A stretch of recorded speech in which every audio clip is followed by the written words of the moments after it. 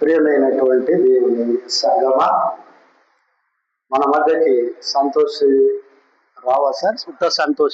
సంతోష్ గారు మన మధ్యకి చేస్తున్నారు కనుక మనకు ఒక సంవత్సరం కిందట వచ్చి ఉన్నాడు అనుకుంటున్నాను. మన మధ్యకి ఒక సంవత్సరంన్నర కిందట వచ్చి ఉన్నాడు.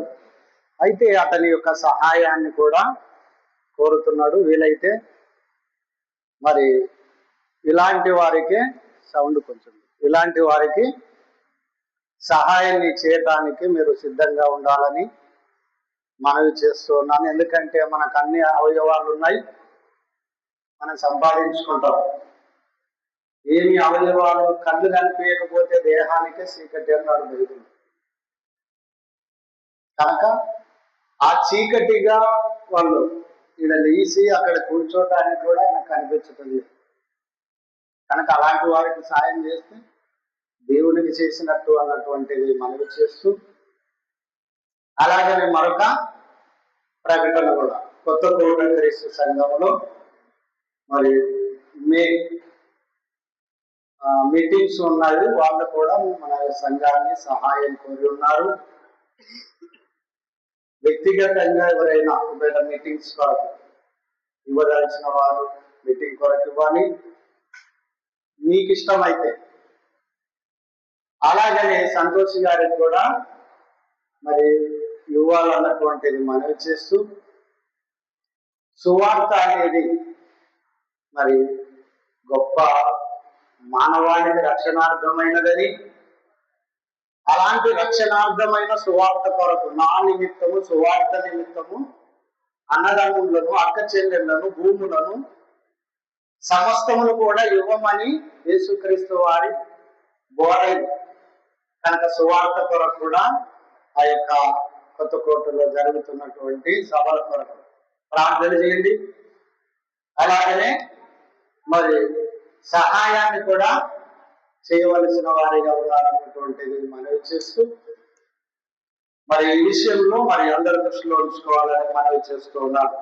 గమనించినట్లయితే ప్రియమైనటువంటి దేవుని వాళ్ళ, నేను ఒక 20 నిమిషాలు అంటే 25 నిమిషాల్లోనే నేను ముగిస్తాను. చెప్పబడేటటువంటి పాఠాన్ని జాగ్రత్తగా మరి చదువు వచ్చిన వారు రాసుకోండి, చదువు రాని వారు విని మీ యొక్క ఆత్మీయ స్థితిని లేక దేవుని ఉద్దేశం ఏంటో తెలుసుకోవాల్సిందిగా మనవి చేస్తూ ఉన్నాను. గమనించినట్లయితే ప్రియులారా, చెప్పబడే అంశము ఆదర్శ దంపతుల అపవిత్రులైన వారా అనేటటువంటి అంశాన్ని దేవుని వాక్యం నుండి బోధిస్తూ ఉండగా, ప్రియులారా, ఆదర్శ దంపతుల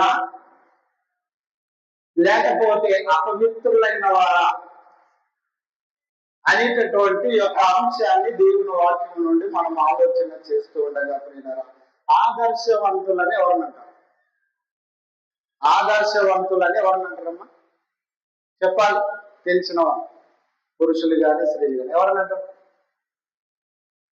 అలాంటి దంపతులు ఆదర్శవంతులు, ఆదర్శ దంపతులు అని సమాజానికి, ఆదర్శ అంటే సమాజానికి ఒక దిక్సూచిగా ఉండేటటువంటి దంపతులుగా ఉండాలి. సంఘానికి, గ్రామానికి, అలాగనే సమాజానికి ఆదర్శ దంపతులుగా ఉంటున్నారా? మీరు కూడా ఇక్కడ వాక్యం వింటున్నారు. లేకపోతే అపవిత్రులుగా ఉంటూ ఉన్నారా? మీ పిల్లలకు, మీ కుటుంబాలకు, సంఘానికి, గ్రామానికి, సమాజానికి ఇంటికి ఎలా ఉంటారు, ఎలా ఉంటున్నారు అని మనం ఆలోచన చేయగలిగితే ప్రేమైనటువంటి దేవుని వాళ్ళారా, ఈ రోజుల్లో ఆదర్శవంతుల గురించి మనం మాట్లాడితే, మరి ఆదర్శ దంపతులు ఎవరంటే, మనం గూగుల్ని సెర్చ్ చేసిన, చరిత్రను చూసిన, ఒక రాముడు సీత, ఒక పార్వతి పరమేశ్వరుడు, వాళ్ళు హిందూ సాంప్రదాయాల్లో అలాగనే మళ్ళీ క్రైస్తవ్యంలో కూడా మనకు మనకు మంచి ఆదర్శ దంపతులుగా ఉన్నారా? సమాజం చెబుతుంది, సమాజం వాళ్ళు అనుకోవటంలో తప్పు లేదు, సమాజం వాళ్ళని అనుకోవటంలో తప్పు లేదు. మరి మనోభావాలను వాళ్ళ విశ్వాసాలను బట్టి వాళ్ళు అనుకోవటం తప్పు లేదు. అయితే ప్రియులరా, మన క్రైస్తవ కుటుంబంలో, మన క్రైస్తవ కుటుంబాల్లో, క్రైస్తవ జీవితంలో, సంఘములో, సమాజంలో మరి ఆదర్శ దంపతులు ఎవరు ఉన్నారా? గమనించారా బైబిల్లో ఎక్కడైనా ఎవరైనా?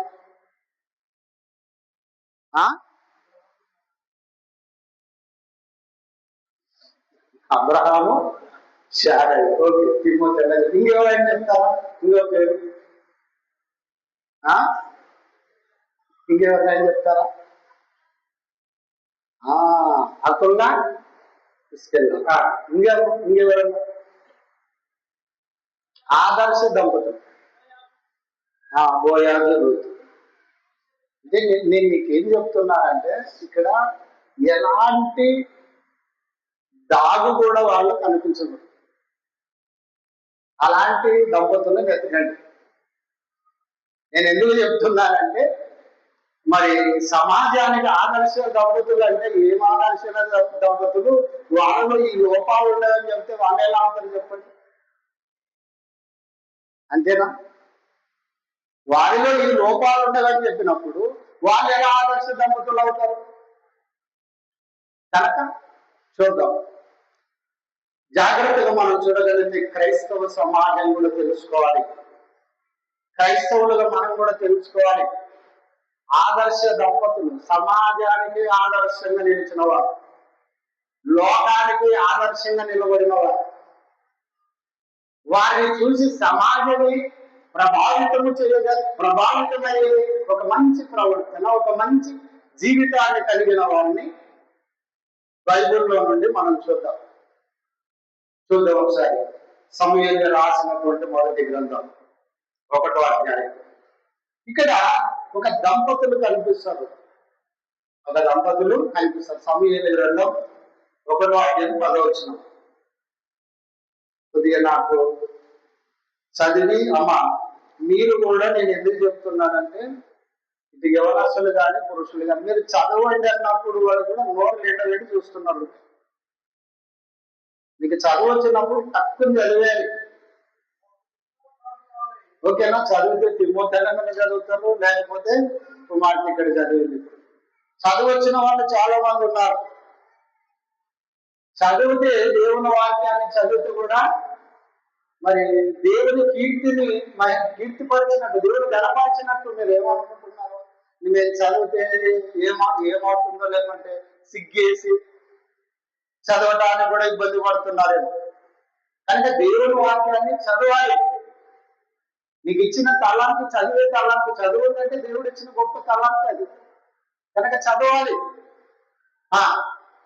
సమూయేలు రాసినటువంటి మొదటి గ్రంథం 1వ అధ్యాయం 10 వచనం నుండి కొన్ని వచనాలను చదువుకుందాం.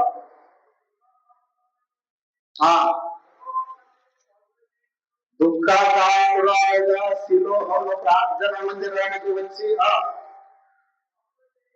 యెహోవాకు ప్రార్థన చేయుచు బహుగా ఏడ్చుచు, సైన్యములకు అధిపతి అయినటువంటి యెహోవా, నీ సేవకురాలనైన నాకు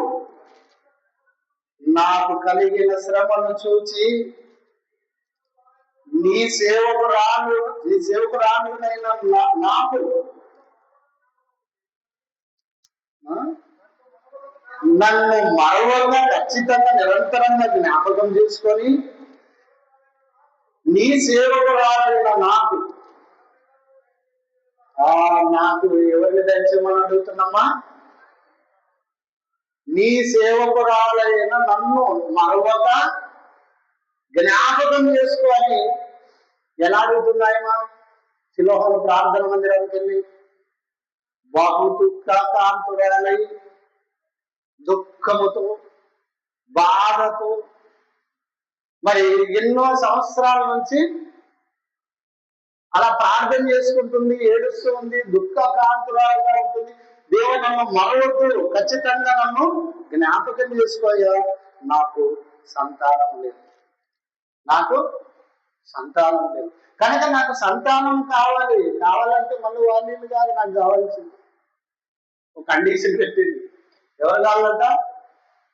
కూతురు కావాలని అడగటం లేదు. ఎవరు అడుగుతుంది?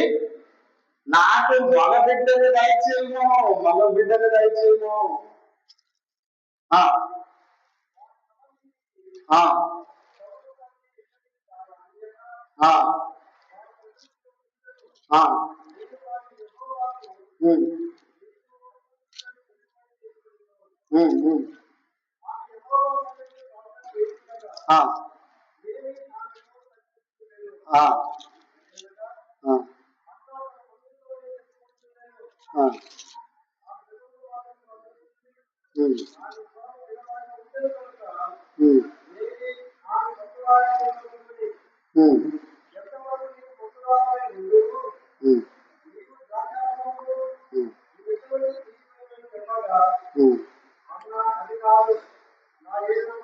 ఇక్కడ ఒక మాట ఆయన కోరుకుంది, నాకు మగబిడ్డను దయచేయమని ప్రార్థన చేసింది, దుఃఖకార్తులుగా ప్రార్థన చేసింది.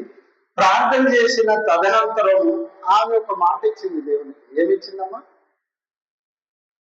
నాకు ఒక మగబిడ్డను ఇస్తే ఆ మగబిడ్డను నేను ఏం చేస్తాను? వచ్చినని చెప్పు బ్రదర్. అది 13 11 చివరి అక్కడ ఏమంటుందంటే చూడండి, మీరు 11 వచ్చినాన్ని కూడా చూడండి. అక్కడ ఏమంటుందంటే, నాకు ఒక మగబిడ్డను ఇచ్చిన ఎడల నేను అతని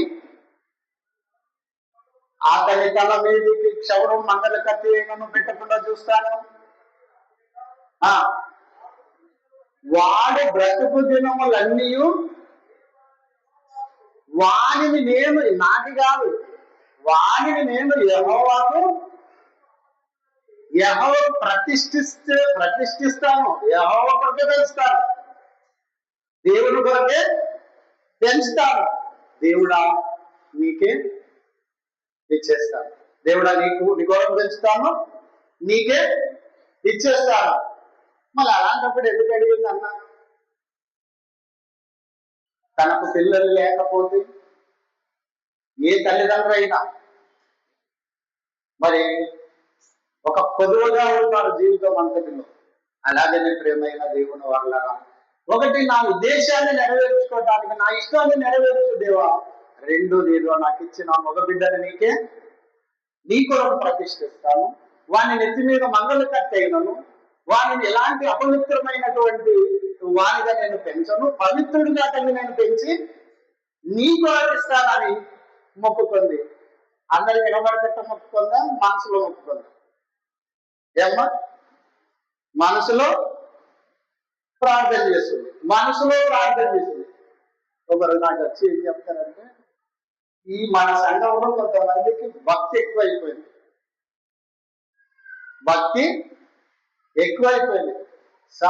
ప్రతిసారి వచ్చి అర్ధగంట మొహాల మీద ప్రార్థనలోండి వాక్యం చెప్పేవాడు. నువ్వు చూస్తే ఏదో రపడపడపడపు వచ్చేస్తావు, ఏదో వాక్యం చెప్తావు. అసలు నీకు భక్తి ఉన్నట్టుగా, నాకే భక్తి ఉందో లేదో నన్నే పరీక్షిస్తున్నావు. అంత మేధావులు అంట మన సంఘం. అట్లా అనమాట. అంటే భక్తి అనేది నీకే భక్తి తెచ్చుకోండి అని నేను చెప్తుంటే, మీరు నాకే భక్తి లేదని నేను చెప్తాను. ఎప్పుడు బాగుపడతారో మీరు అది మీకే తెలుసు.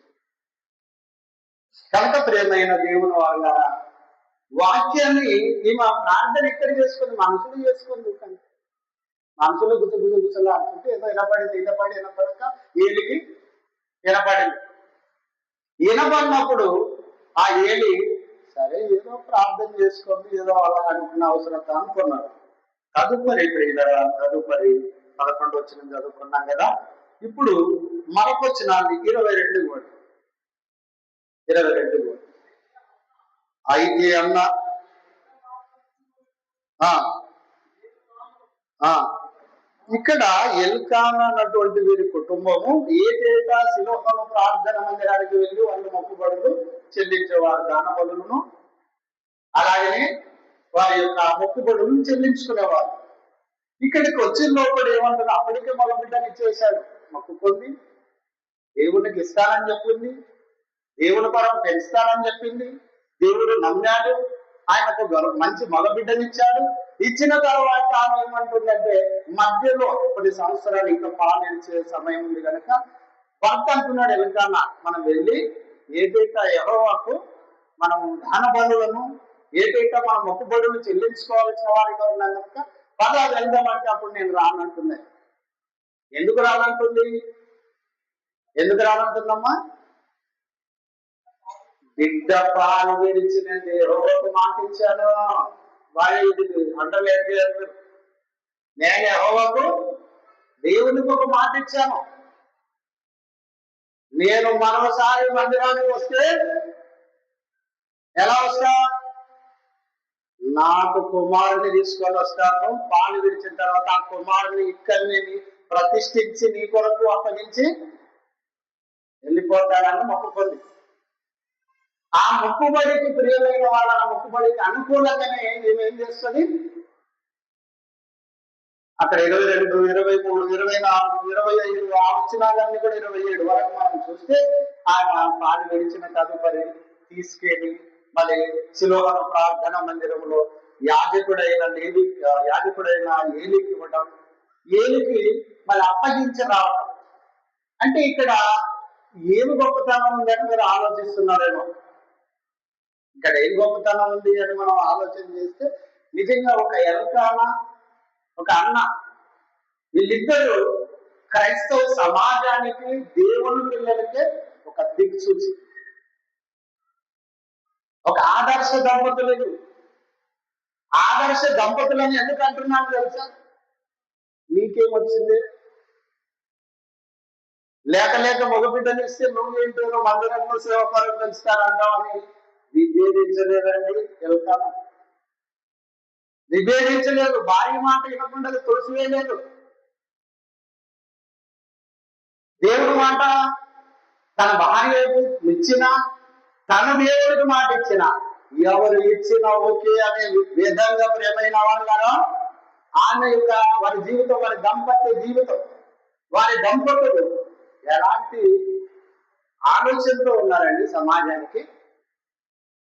మన బైబిల్ చదువుతాం కానీ బైబిల్లో ఏముందో కూడా తెలియదు. బైబిల్లో అందరికి తెలుసుకో వినవరకే కానీ మనం పాటించే వరకు మనకు తెలియదు. ఇంకా ఎందుకు రాయించాడు 66 పుస్తకాలు దేవుడు? ఎందుకు రాయించాడు? మనము విని అనేక మంది భక్తుల జీవితాలను ఆదర్శంగా తీసుకొని, అనేక మంది సేవకుల జీవితాలను ఆదర్శంగా తీసుకొని మన నిత్య జీవితంలో మనం కూడా అలాంటి విశ్వాస సంబంధమైన జీవితం కలిగి ఈ భూమి మీద దేవుడు మయపరచు నిమిత్తమై దేవుడు రాయించాడండి దేవుని గ్రంథంలో. ఒక గంట వినిపోయి 2 గంటలు వినిపోయి 100 రకాల వక్రీకరించి తప్పులు ఎత్తుకుతూ తప్పులు దొరలిస్తూ ఇంక ఇలానే నీ జీవితం మన జీవితం ఉంటే ఎప్పుడు మీరు బాగుపడతారు. కనుక ప్రియమైన వాళ్ళ అప్పుడు భార్య చెప్పిన మాట మారు మాట చెప్పకుండా ఎలుకానా, సరే నీ ఇష్టం, దేవుడు మనకిచ్చాడు మంచిది, నువ్వేమని మొక్కుకోను, దేవునికి ఇవ్వాలని మొక్కుకోను, రైట్ ఇచ్చేయి అన్నాక ఆ యొక్క ఈమె చేసిన, ఈ దంపతులు చేసిన ఈ గొప్ప కార్యానికి ప్రియమైన దేవుని వల్ల న్యాయాధిపతులలోనే దేవుడు సమూయేలుని ఎంపిక చేసుకున్నాడు. న్యాయాధిపతి అంటే తన కుమారుడిని దేవుని కొరకు పెంచితే ఆ కుమారుడు ఇశ్రాయేలీయులకు అందరికీ ఒక న్యాయాధిపతిగా కావాలని కోరుకుందండి. అది దేవుడు చేతుల్లో పెడితే ఏదైనా కూడా ఏ రకంగా అయినా ఆ యొక్క కుమారుని ఒక మకుటముగా, ఒక శిరస్సుగా, ఒక నాయకుడిగా, ఒక దిక్సూచిగా సమాజానికి చేయగలడనే విశ్వాసంతో ప్రేమైన వాళ్ళ అన్న దేవుని కొరకు కుమారుని కని వారి దంపతులు దేవునికి ఇచ్చేశారండి, సమూయేలుకి ఇచ్చేశారు. కనుక అనేక మందికి శిరస్సుగా, అనేక మందికి న్యాయాన్ని తీర్చి ఒక న్యాయాధిపతిగా సమూయేలు మొదటి న్యాయాధిపతిగా మనకు న్యాయాధిపతుల చరిత్రలో కనిపిస్తాడు. కనుక ప్రియమైన వాళ్ళ ఒక స్త్రీ గురించి నేను చెప్పి ముగిస్తాను, టైం లేదు కనుక. చాలా విషయాలు ఉన్నాయి కానీ నేను ఒక స్త్రీ గురించి చెప్తాను. ఇప్పుడు అసలు పురుషుల గురించి, స్త్రీల గురించి ఇప్పుడు ఇద్దరు ప్రాణాయం ఉంది అక్కడ. అర్థమవుతుందా? ఒక సమూయేలుని దేవుని కొరకు ఇవ్వటంలో ఎవరు విభేదించినా కూడా ఆ ఏలికి అప్పగించే పరిస్థితి ఉండదు. ఇద్దరు దంపతులు ఏం చేశారు? ఆదర్శవంతంగా ఇద్దరు ఏకీభవించి ఇచ్చేశారు కుమారుని. కనుక అలాంటి తల్లిదండ్రులుగా ఈరోజు సమాజంలో ఎంతమంది ఉన్నారు? మన సంఘంలో సాగుకు నీళ్ళు లేదు అని దిక్కు లేదు. చెప్తున్నా, నేనే 1-2 సార్లు నీళ్ళు అడిగి తెచ్చుకోవాలి. అంటే నేను ఎందుకంటే నాకు ఇవ్వకపోయినా తెచ్చుకుంటాను, నా గురించి మీరు అనుకోవద్దు. మళ్ళీ సార్ ఇట్లా అన్నారు నన్ను కాంట్రవర్షన్ చేయదండి. కానీ నేను ఎందుకు చెప్తున్నానంటే మీ పిల్లలను అలా దేవుని సేవకునితో పెంచాలి, దేవుని సేవకునితో పెంచాలి, దేవుని సేవకుని దగ్గరికి పంపాలి అవసరమైతే. అలా ఇప్పుడు అన్న ఎల్కానా వీళ్ళు ఎవరి దగ్గర పెంచారు? ఏలి దగ్గర ఏలి పెంచాడు అతన్ని. కనుక ప్రియులారా, ఇక్కడ సామెతల గ్రంథం 31వ అధ్యాయము 10వ వచనాన్ని చూద్దాం. కనుక గుణవతి అయినటువంటి భార్య అనే విషయం అక్కడ ఉంటుంది. చూడండి, సామెతల గ్రంథము 31వ అధ్యాయం 10వ వచనం. గుణవతి అయిన భార్య దొరుకుట అరదు, అట్టిది ముత్యముల కంటే అమూల్యమైనది.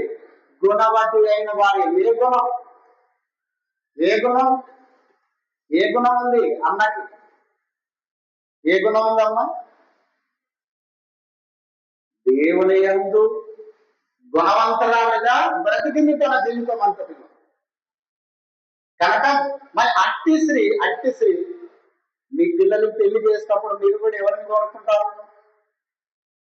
అమ్మాయి అందంగా లేదా, అమ్మాయి చదువుకుందా లేదా, ఇటు అమ్మాయి తరపున అబ్బాయికి ఏమైనా పొలం ఉందా లేదా, డబ్బులు ఉన్నాడా లేదా, అందంగా ఉన్నాడా లేదా, ఇవి చూస్తున్నారు కనుకనే మధ్యలోనే పిటాకులు అయిపోయి తిరిగిపోతున్నాయి సంసారాలు. మొదట చరిత్ర భక్తి కొలబద్ధత. నేను అదే చెప్తున్నాను, భక్తి కొలబద్ధత తీసుకోవాలి.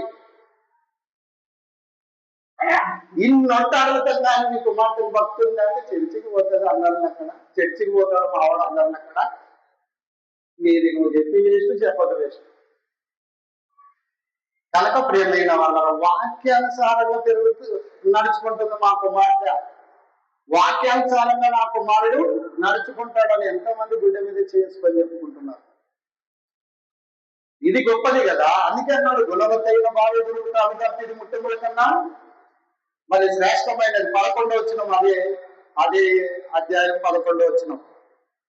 సామెతల గ్రంథం 31వ అధ్యాయం 11వ వచనం. ఆమె పెనిమిటి ఆమె యందు నమ్మకం ఉంచుతాడట. ఆమె పెనిమిటి అంటే భర్త, ఆమె యందు నమ్మకం ఉంచుతాడంట. ఎందుకంటే నా భార్య గుణవతి, దేవుడు నమ్మింది. ఎల్కానా ఇప్పుడు అన్నని ఎందుకు నమ్మాడు? ఏది చేసినా మంచి చేస్తుంది నా భార్య క్షేమకరమైనది చేస్తుంది అనేటువంటి విధంగా ఇలాగే నమ్మాడు ప్రియులారా. మళ్ళీ ఆమె పెనిమిటి ఆమె యందు నమ్మకం ఉంచును, అతని లాభ ప్రాప్తి కొరకు ఆయన ప్రయాసపడుతున్నట్టు జీవితకాలం అంతా కూడా. ఎవరి లాభ ప్రాప్తి కొరకు? భర్త లాభ ప్రాప్తి కొరకు. నా భర్త బాగుండాలి, నా భర్త 10 మందిలో తలెత్తుకోవాలి, నా భర్త మరి బాగా గొప్పవాడు కావాలి. నా భర్త కుటుంబమును పైసా పైసా కూడబెట్టాలి, కష్టం చేయాలి, శ్రమకు నొందాలి. కుటుంబం కొరకు అండి, కుటుంబం కొరకు ప్రయాసపడేటటువంటి స్త్రీలుగా ఉండాలి. భర్త యొక్క మరి లాభ ప్రాప్తి కొరకు ప్రయాసపడేటటువంటి వారిగా ఉండాలి. మనం డబ్బులు వచ్చేవంటే నాకు ఈ పట్టిందా, ఆ కడ ఉందా, ఆ గొలుసుదా, ఈ చీరదా, ఇంకా ఇలా ఉన్నప్పుడు భర్త లాభ ప్రాప్తి కొరకు ప్రయాసపడుతున్నట్ట, భర్తను మళ్ళీ గోతులేసి తొక్కుతున్నట్ట, గోతులేసి తొక్కుతున్నట్టు. కనుక ప్రియమైన దేవుని వల్ల ఆదర్శ దంపతులలో నేను ఒక్కరిని మాత్రమే చెప్పాను మీకు. ఇంకా చాలా మంది ఉన్నారు. ఇప్పుడు ఈమె కూడా ఆదర్శమైన దంపతులు, ఈమె కూడా. కనుక దేవుని చిత్తమైతే రాత్రి కూడా యొక్క అంశాన్ని బోధించుకుందాం. దేవుని కొద్ది వాక్యమును మన యొక్క హృదయాన్ని ఫలింపజేసి దేవుడు దీవించి ఆశీర్వదించుగాక.